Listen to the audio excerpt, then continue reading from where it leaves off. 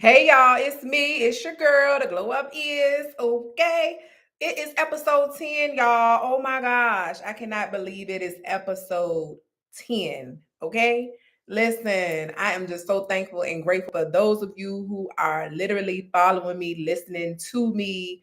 Man, it's nobody but God. I can't thank him enough for the platform. I can't thank him enough for just being able to put this in me to be able to say, you know what, let us grow because I'm not excluded, right? This is the all inclusion thing.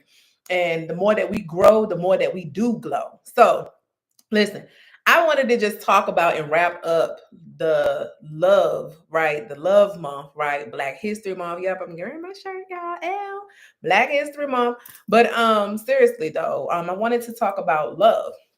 And so last week, we kind of talked about who is love, right? You can't know what love is without the who. You got to know who love is, right? In order to really understand and apply love, because you can't apply love without knowing who love is, right? And you won't know what love is without knowing who love is. And so that is all what we've been talking about, right? And so I'm excited about that. So I wanted to just go back into First Corinthians 13 and talk about the traits of love, right? What love really is. And I talked about it last week, right? But I wanted to kind of close out on it because I think that sometimes we lose focus on what we perceive love to be because of our experiences, um, or what people show us, right? Um, and we go off of the things of romantic movies. We see love, right? We see all exemplaries of love. Even to, nowadays, I mean, it's in schools now, right? And people really believe that they know what love is, but love is more than just an emotion. It's more than just a feeling. We've been talking about the heart. We've been talking about all of this. And so the heart check, having a relationship with God first and foremost before you can even think about having a relationship with yourself, let alone other people. Take the time to heal yourself. Take the time to do an evaluation and and see what needs to be taken out of your heart, right? So your mind won't follow. Okay, that part. So I just wanted to reiterate, man, like what love is. And so let's go to First Corinthians 13, 14:8. Y'all know I'm not, just what I'm one of those people that's gonna be just straightforward, right? And so First Corinthians 13, and I wanted to do 4 through 8. So it says, love is patient, love is kind. It does not envy, it does not boast, it is not proud, it does not boast, right? It does not dishonor others, it is not self seeking, it is not easily angered, it keeps no record of wrongdoings. Love does not delight in evil, but rejoices with the truth. It always protects, always trusts, always hopes, always perseveres. Love never fails. But where there are prophecies, they will cease. Where there are tongues, they will be stilled. Where there is knowledge, it will pass away. So, even with that, right? And it says love never fails. At the end of the day, it's not even about the knowledge, right? It's not about the things that you gain. It's not about the experiences, really, right? God is really telling you to forget all about all of that stuff, right? Forget about all of the things that you think that you know about love. Forget about what the world has taught you what love is. I'm telling you what love is in this passage, and I'm telling you what it is not. I'm telling you what it is, right? So if I'm telling you what it is, that means that don't do the opposite of what I'm telling you what to do. And that's just reality, right? So we don't have to think about it. We already know that that's what it is. So with this being said, right, I sit back and I think about all of the different things and all of the traits, and I'm like, God, you know what?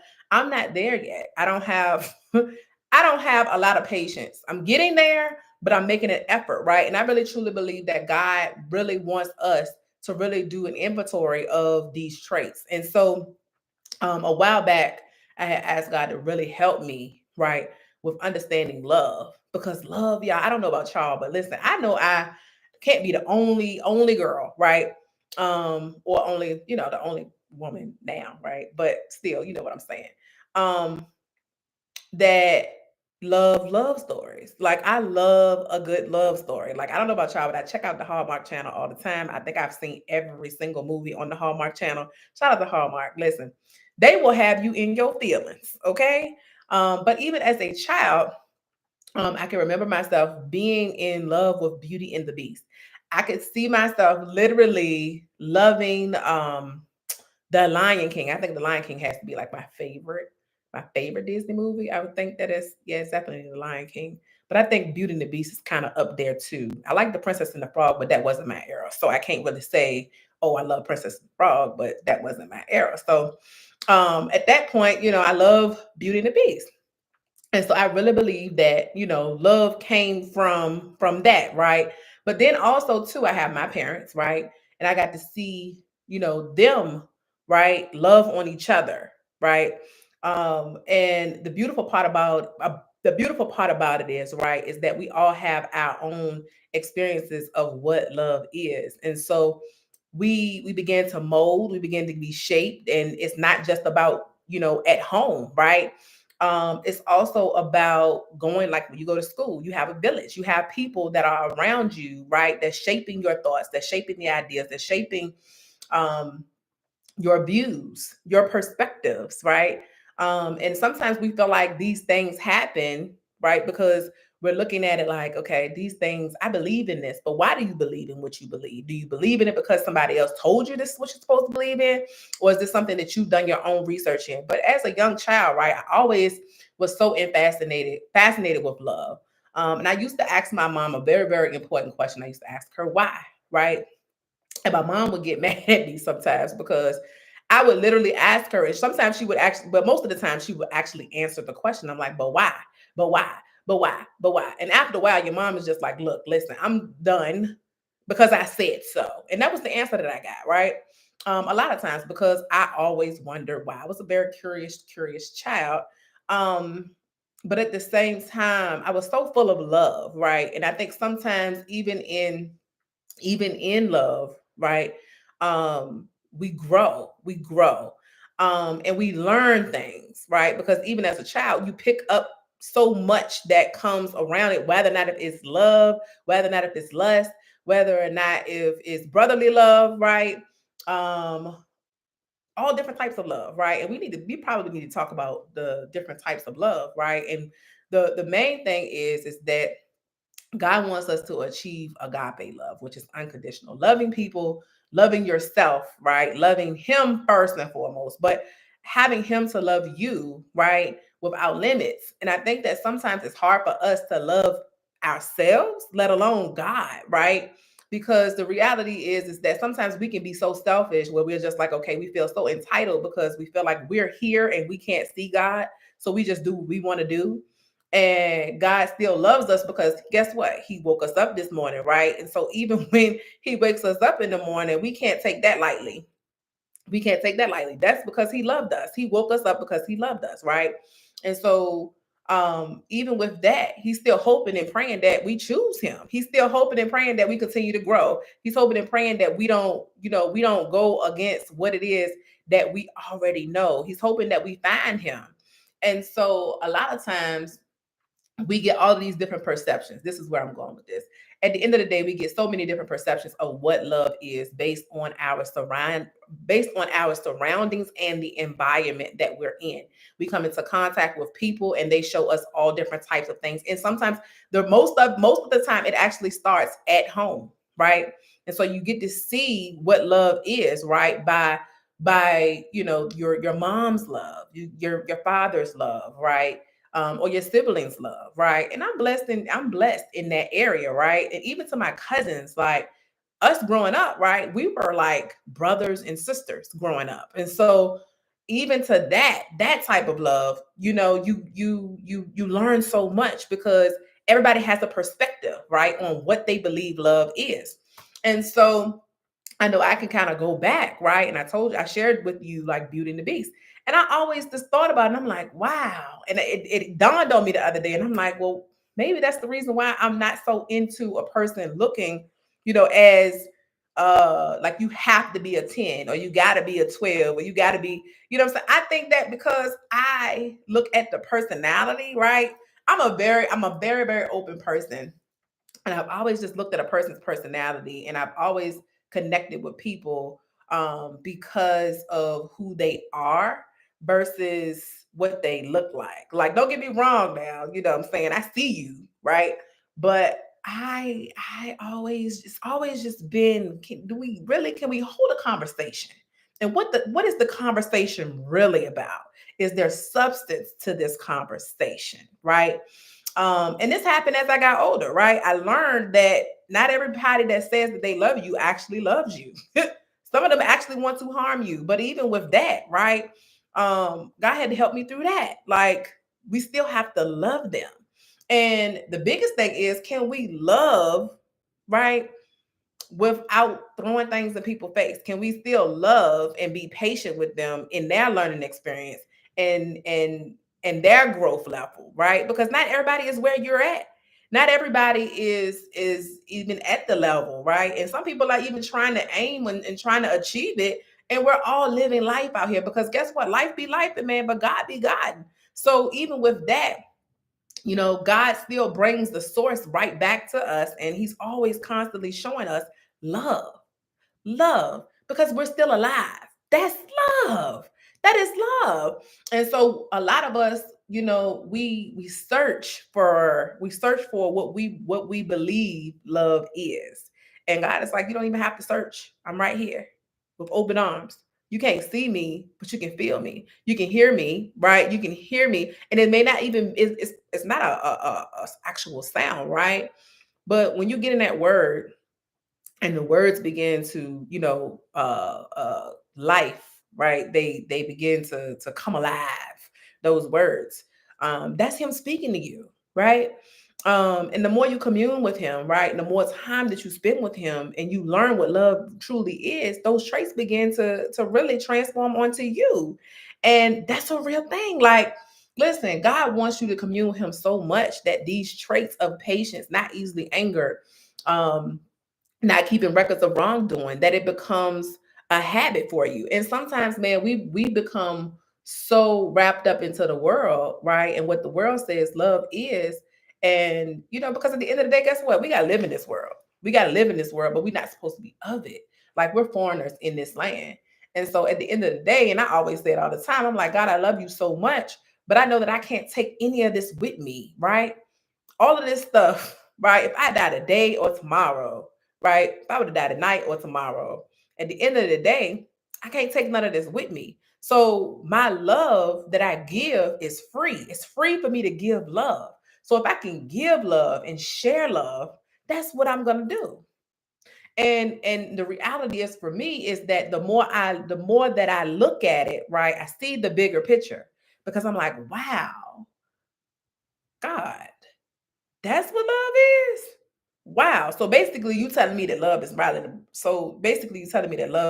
dysfunctional. You're telling me that love is really not sex. You're telling me that love is not really a person just giving me a compliment, right? You're telling me that love is beyond all of those things. Like, we can utilize those things, right, to encourage the love, right? Um, but it's not love. And so it's wild, right, to think about, because God is like, I want to be that for you.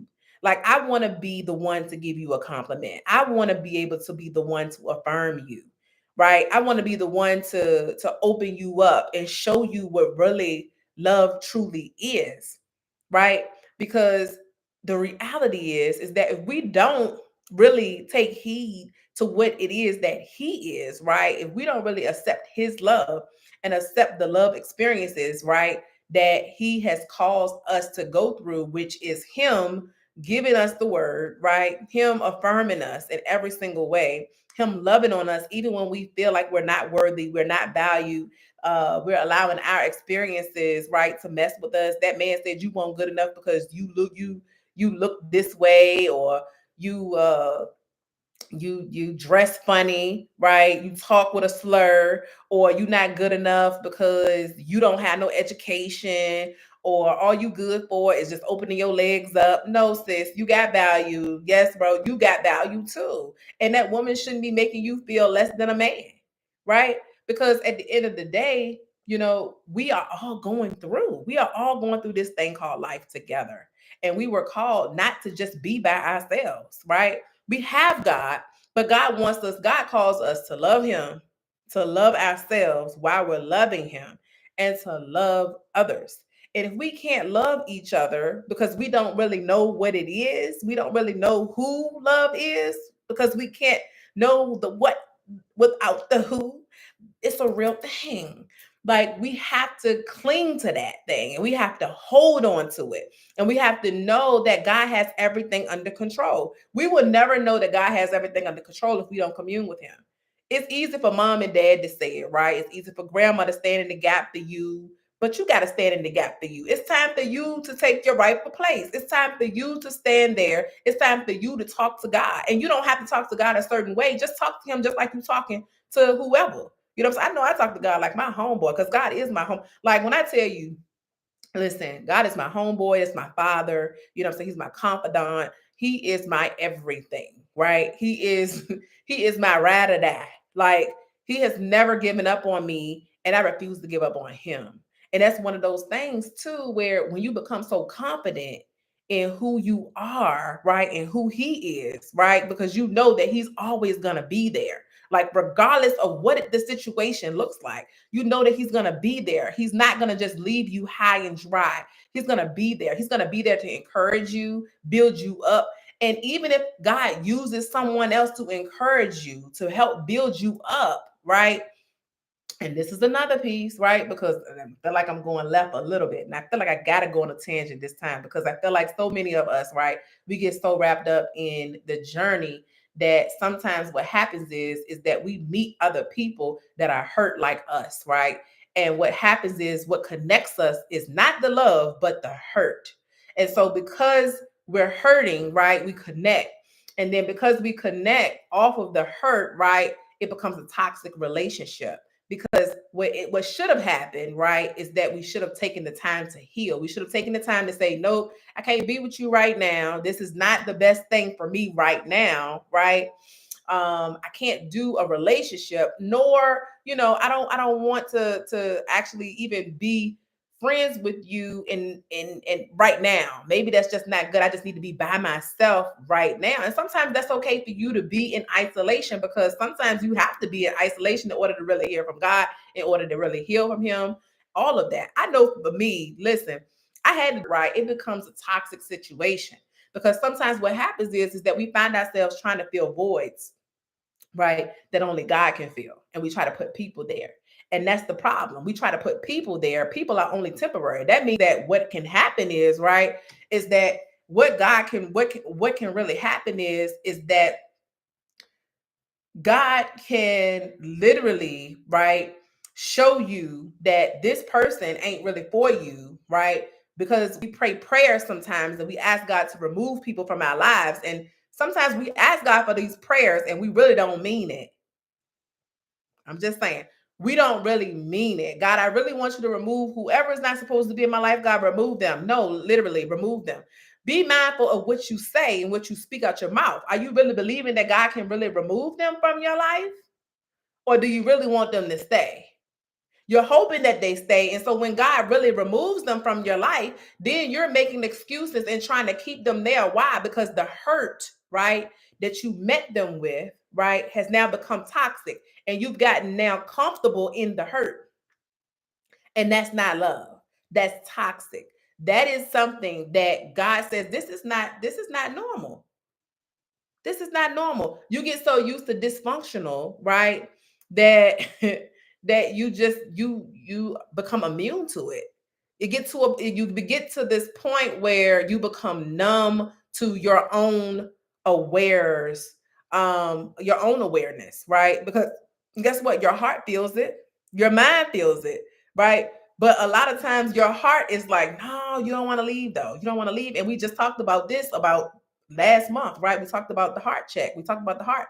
And Solomon said it, one of the best things, right? He says, out of the heart flows the issues of life. Out of the heart flows the issues of life. There's so many issues. Why would he call them issues? Because they're problems. They don't know what's best. like at all. The heart does not know what's best. And then here comes the weeping prophet, Jeremiah.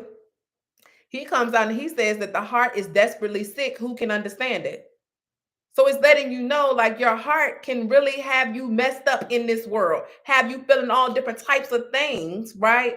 And have you in your mind feeling like what love is. And the crazy thing about it is you become so blinded to all of the things that it is that you're supposed to see. God been showing you all of the red flags and you still holding on to him or you still holding on to her. And for what? Why are you still holding on to her when God is trying to give you something even better? You're thinking that this is the best that God can do, and God is trying to tell you that is not what I even have for you, because he shows us again in 1 Corinthians 13. He's showing you what your partner should look like. These are the traits that your partner should have, even in friendships. Yes, even in friendships. Like, your partner should have similar goals and similar values as you do. Now, should they see things exactly the way? Oh gosh, y'all. So that just broke off. But anyways, listen. Um, we shouldn't be seeing things, right, the way that we want to just see them as well. We should be seeing them the way that God sees them. And again, it's not about the person having exactly the same, same perspective as you, because guess what? We agree to disagree. But are we still going to be holding hands afterwards? Are we still going to be able to love each other in spite of our differences?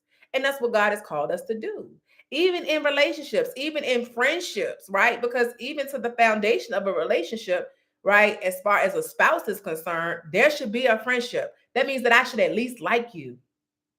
If I don't like you, that means that I'm probably not going to be talking to you, right? So in my hurt, right, and that's this, let's go back to that. When you identify with someone else, right, and they're hurt, and you feel like this is love, right, what ends up happening is you begin to accept what's beneath. And God has called you as the head and not the tail. He's called you above and not beneath, but you're showing him that you've decided, right, to go after this hurt because it feels good in this moment. But what happens when you heal and another person hasn't healed? That person begins to drag you down.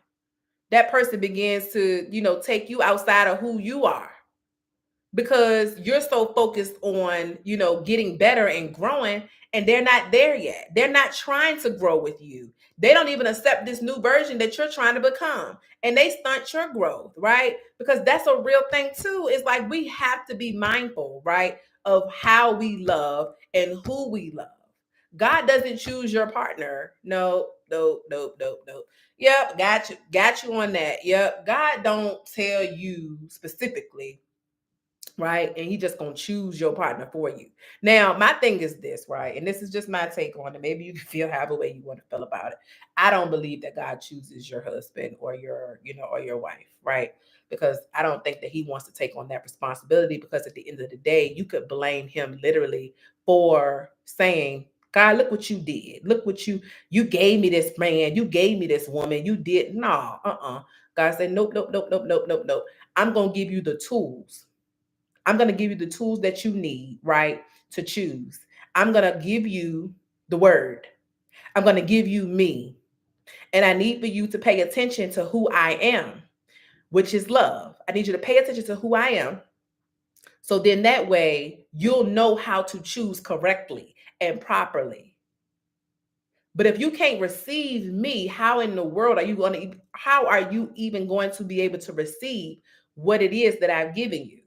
A lot of us, man, I'm telling you, and I know because I've been there, y'all. I've been there. I know what it's like to be hurt. I know what it's like to feel voids that only God can feel. It's cool temporarily. It's cool temporarily, because that man might feel a void for you in that moment, or that woman might feel a void for you in that moment. But God is like, I'm trying to be in that spot. I'm trying to get your attention. Hello, hello, I'm here. I'm trying to get your attention. I need you. I want you. Well, I'll just be sitting here waiting for you, Toya. And this is God talking to me like, Toya, I'm right here with open arms. I've been trying to get your attention now. That man is not going to do it for you. Okay, well, that's okay. That's what you want to do. I'm going to go ahead on and let you do it because I'm giving you free will. And then we get our hearts broken, right? Or we get tired.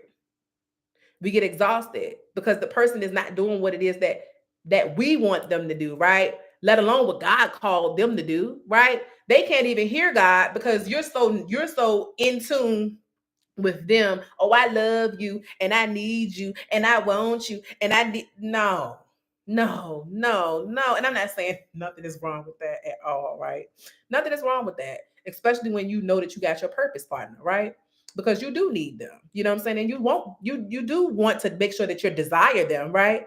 Um and so that's a whole nother ball game, right? Because we're not supposed to be out here just choosing people to just be with, sleep with, none of that. We ain't supposed to be just out here just hooking up. Man, listen, I don't know about y'all, but listen, I know for me, I got fed up.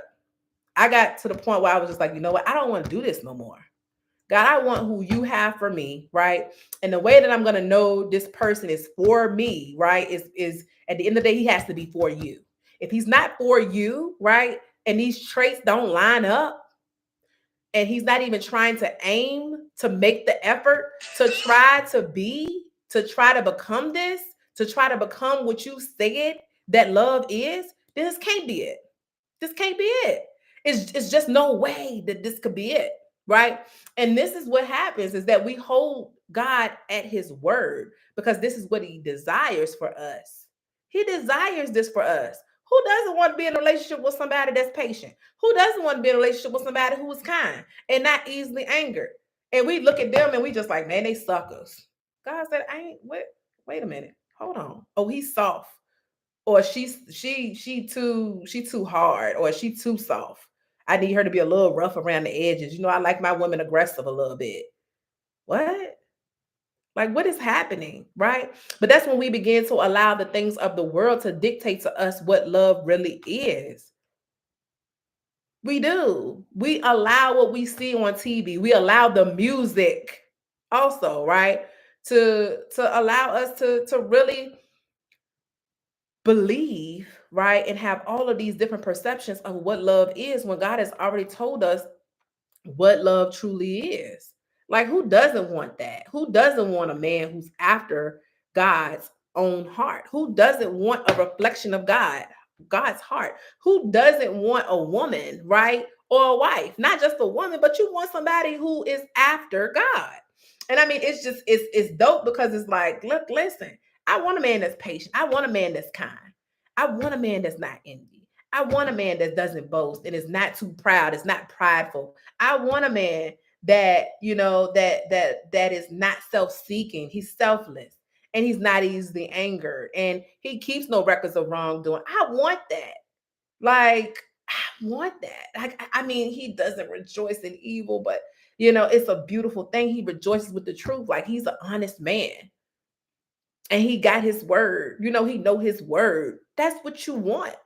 You see what I'm saying? And these are the traits that God calls us to look for in our partners and in our relationships and friendships. Like, these are like, it is so important for us to really take the time to really go through what love is.